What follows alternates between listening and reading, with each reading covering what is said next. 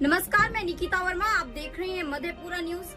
चलिए रुक करते हैं आज की बड़ी खबर पर। राजद से टिकट न मिलने पर प्रणव प्रकाश का बड़ा कदम। मधेपुर से निर्दलीय उतरे, बोले अब मेरी पार्टी जनता है। राष्ट्रीय जनता दल से टिकट की उम्मीद लगाए बैठे इंजीनियर प्रणव प्रकाश को जब पार्टी से निराशा हाथ लगी तो उन्होंने जनता पर भरोसा जताते हुए निर्दलीय उम्मीदवार के रूप में नामांकन दाखिल कर दिया। रविवार को प्रेस वार्ता में उन्होंने भावुक अंदाज में कहा कि अब मैं किसी पार्टी से नहीं बल्कि जनता से जुड़ा प्रत्याशी हूँ, ये मेरी असली ताकत है। प्रणव प्रकाश ने साफ कहा कि मधेपुरा बदलाव चाहता है और ये बदलाव जनता की इच्छा से ही आएगा। उन्होंने अपने चुनावी फैसले को लोकतंत्र के प्रति आस्था और जनता की आकांक्षाओं से प्रेरित बताया। उन्होंने कहा कि जनता सर्वोपरि है और यदि वो मेरे साथ है तो मैं किसी भी राजनीतिक पार्टी से ज्यादा मजबूत हूँ।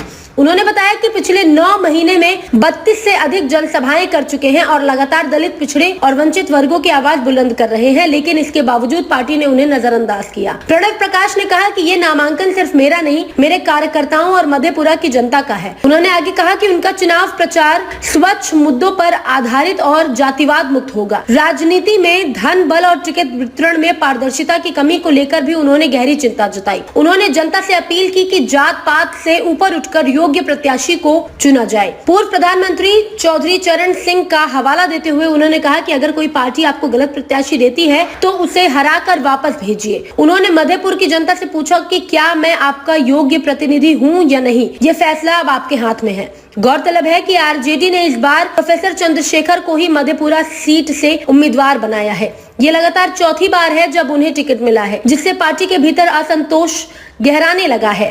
पूर्व केंद्रीय मंत्री शरद यादव के बेटे शांतनु यादव ने भी सोशल मीडिया पर नाराजगी जताई है। नामांकन प्रक्रिया से गुजरे हम लोग, वो प्रणव प्रकाश का नामांकन नहीं था, वो उन तमाम कार्यकर्ताओं का जो जनता मालिक है मधेपुरा विधानसभा का, उनका ये था। आप उस कार्यक्रम के भीड़ को देखे होंगे कि जो उत्साह युवाओं में, जो हमारे अभिभावकों में जो आशीर्वाद का जो मिल रहा था मुझे उस दिन उस नामांकन प्रक्रिया में, वह स्वतः स्फूर्त था। हमने उस नामांकन प्रक्रिया के लिए न कोई निमंत्रण पत्र भेज पाए हम लोग, न कुछ, हमारे पास समय भी नहीं था।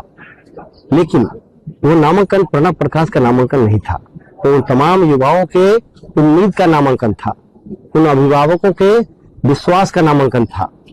जो हमारी महिलाएं हैं समाज में, जो उनके लिए एक आशा का नामांकन था। तो जो नॉमिनेशन हुआ है तो बिल्कुल इस विधानसभा के जन भावना को देख के ये नॉमिनेशन हुआ है और मैं अपने आप को जनता के प्रत्याशी के रूप में देखता हूं, क्योंकि ये नॉमिनेशन